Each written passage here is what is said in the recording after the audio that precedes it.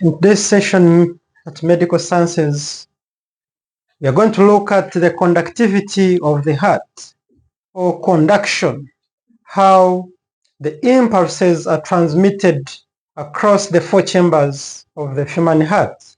And as we begin, we always remind you to subscribe if you're new at this channel. Then share the video to many others. Then you like the video. So conductivity of the heart is governed by the conductive tissues within the heart. And these conductive tissues include the sinoatrial node, abbreviated as SAN.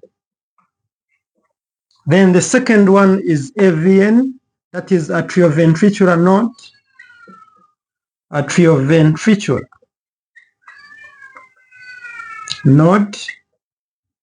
abbreviated as AVN. Then another one which we have as in conduction is the band of His.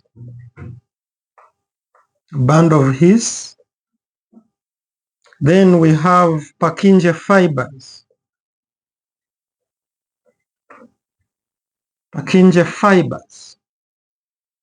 So these are the conductive system of the human heart. And this band of His is made up of the left. It divides into the left and the right, whereby the left supplies the right ventricle, then the right supplies the right ventricle. So we are seeing that this is the right atrium, this is the right ventricle, then this is the left ventricle, then left atrium. So these are the fibers, and these fibers, they are resting, like the sun has the resting membrane potential of negative 60 millivolts. Whereas atrioventricular node, it has the resting membrane potential of negative 87 millivolts. So for it has higher resting membrane potential compared to the sinoatrial node. And this sinoatrial node is known as the pacemaker. All these tissues are pacemakers, but the most known pacemaker is the sun, is the pacemaker. And these four tissues we are talking about, they have what we call autorhythmicity. So they initiate contractions on their own, much as the sun is also supplied by the autonomic nervous system. That is the sympathetic nervous system and the parasympathetic nervous system. But besides that, they are autorhythm, or they show autorhythmicity, whereby they can initiate their contractions without anything else. That's why even after death, the heart continues to pump even after some time, because of these autorhythm portrayed by these vessels, or what we are calling tissues within the heart. So after looking at the different tissues, now we are going to see how does contraction of impulses propagate across the heart. So we are seeing the sun being the initiator. This is what we are calling the sinoatrial node. So with this sinoatrial node, once stimulated, it is going to disperse impulses.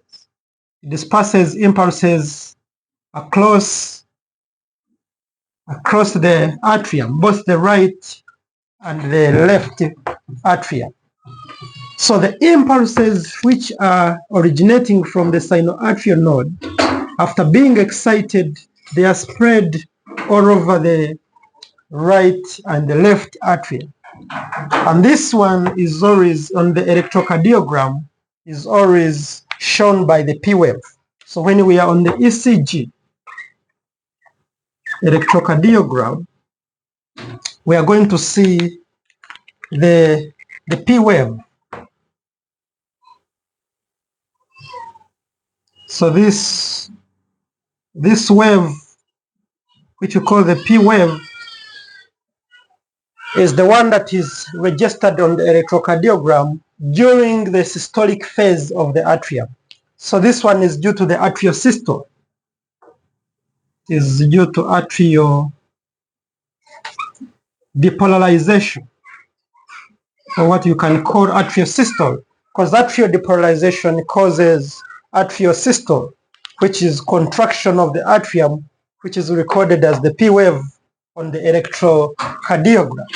So after spreading the impulses across the atrium, both the right and the left, the heart at the junction between the atrium and the ventricles, there is a protective tissue which does not allow transmission of impulses at any point, but it allows them to accumulate at the AVN.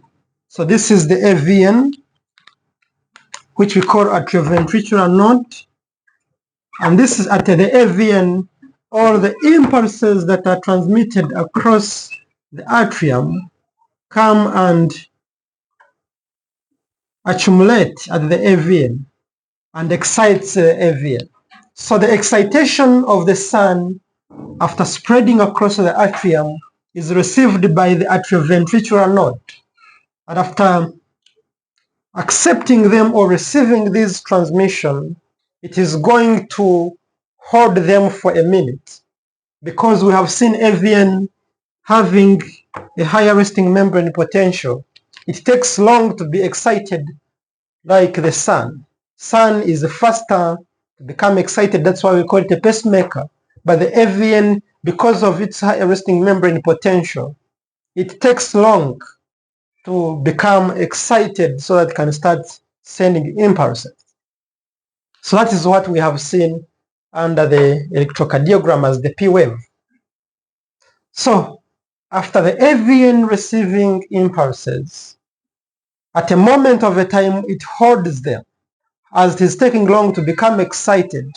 And this property of AVN, taking long to become excited, allows complete contraction of the atrium and enabling filling of the deoxygenated blood within the right ventricle. So the low excitation, or AVN taking longer to become excited, allows ventricular filling. That is the right ventricular filling. So before the ventricles become contracted. So for like 0.2 seconds, this AVN holds the impulses before sending them to the band of His. Then from there, these impulses of the AVN, they are transmitted via the band of His. And this band of His, this is what we are calling band of His, which after reaching within the septum, it separates into two. That is the right and the left, whereby the right is going to supply impulses on the right ventricle, then the left supplies impulses across the left ventricle. And this band of His, after reaching at the septum, it is going to give rise into the Purkinje fibers. So this one is what we are seeing are the Purkinje fibers. So these are the Purkinje fibers, which spread the excitation across the ventricles. So these ones we are calling them Purkinje.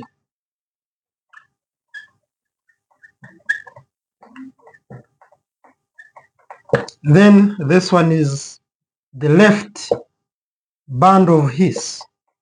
Then this is the right band of His. So these are the contractile tissues, the conductive tissues we are seeing. So after the impulses being received by the AVN from the atrial depolarization is received and held for a moment to allow ventricular filling, and this property of AVN is the one that gives rise to the what we call the P2 wave. The P2 wave is always registered by that.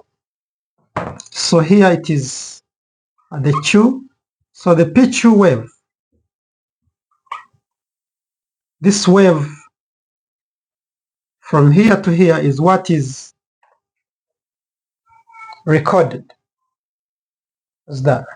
So this P2 wave, what we can call, there is a P2, then the R there. So the P2 wave, or we are going to call it even the PR wave, is always indicating the time taken for the AVN to become excited. So there is that time lag between the AVN receiving impulses from the sun and becoming excited, which is recorded by the P2 wave.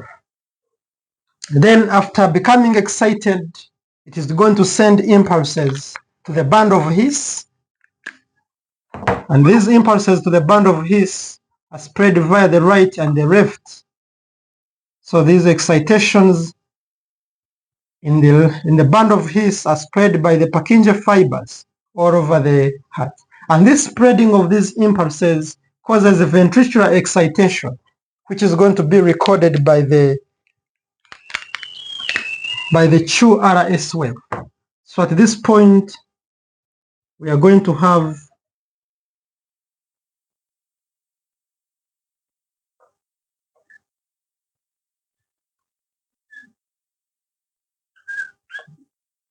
so this is Q, R, and S. So the interval which we are talking about at this point is the PR wave, not the P2. So the PR wave is the one that is indicating the time taken by the AVN to hold the impulses. So this 2RS wave is the one that is recorded when the contractions from the AVN reach the band of His, both left and right, then it is spread from the septum. And when this depolarization occurs from the septum, it is going to cause the ventricles to contract from down. And as they contract from down, they are going to cause the closure of these valves and the opening of the aortic and the pulmonary valve, hence causing contractions of the ventricles, hence ejecting the blood. And this contraction of the ventricles, both the right and the left, is recorded on the electrocardiogram as the 2RS complex, or what we are calling 2RS wave, which is always a peak recorded during ventricular systole, or what we call ventricular depolarization. So this one is recorded, the 2RS is due to the ventricular depolarization, hence leading to ventricular systole. So after spreading these impulses, then causing contraction of the heart from the septum, ejecting the blood, afterwards we shall need it to relax before receiving another impulse from the sun.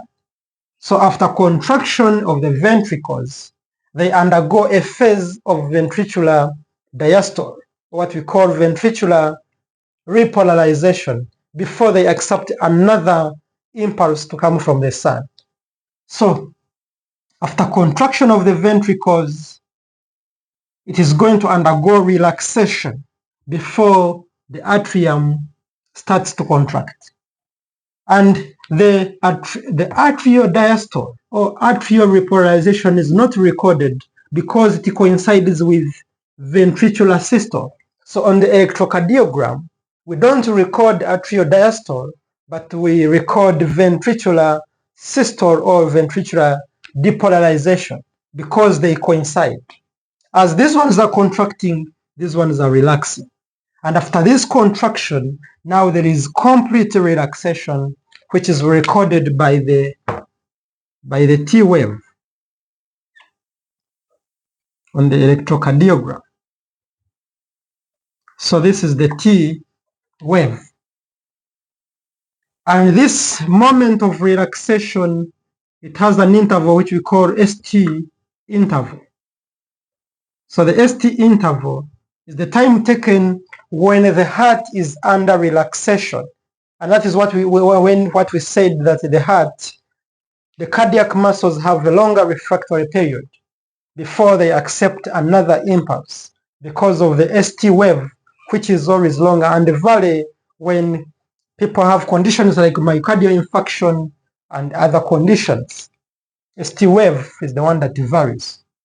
So this is the electrocardiogram vis-a-vis the conductive action of the heart. And this ST interval is the one that is recorded during ventricular repolarization, which is ventricular diastole, when all the ventricles are at a relaxation stage. Then this is atrial depolarization, it causes contraction, which is atrial systole, whereas the ventricular depolarization is occurring by causing the ventricular systole. But at the same time, there is atrial diastole, which is not recorded on the electrocardiogram. So this is what we can discuss with you. A small recap. As a student, you have to remember that we have only 4 conductive system of the heart. That is the sun, which is in the right atrium, and it is the pacemaker. And all these guys are responsible for autorhythmicity of the heart, though it is supplied by also the autonomic nervous system. Then we have seen when the sun is excited, it spreads the impulses across the atria. And when the impulses spread across the atria, they cause depolarization, leading to contraction of the atrium, which is recorded in the electrocardiogram as the P wave. And this P wave is the one that is due to the atrial depolarization. Then these impulses converge at the AVN, which is less excitable. It takes longer to become excited. So it holds them for a moment to allow complete contraction and ventricular filling. And then that time lag, or the time that it takes for the AVN to become excited, is the one that is recorded on the PR wave on the electrocardiogram. And then it sends the impulses in the band of His, both the right and left, then spreading the impulses via the Purkinje fibers, causing contraction of the heart from the down, from the septum. And this is what is recorded as QRS complex on the electrocardiogram due to the ventricular depolarization, which leads to the contraction of the ventricles, hence ejecting blood via the aorta, and sometimes via the pulmonary valve when it is taken to the lungs. Then we have seen after the contraction of the ventricles, which occurs concurrently with atrial diastole, after a moment of time, we need to relax the heart before we receive another impulse. And during ventricular diastole or relaxation is what is recorded on the T wave of the electrocardiogram, and it is the time taken when the heart muscles, all of them are relaxed before they receive another impulse or another contraction. And that one is recorded as the ST interval on the electrocardiogram, which allows the heart muscles to rest before they receive another impulse. So this is what we can have with you. Hope you guys, you have gained a lot. We're always privileged to serve you. Under the comment sections, you can always comment so that we can continue to learn together. Thank you so much, and may God bless you.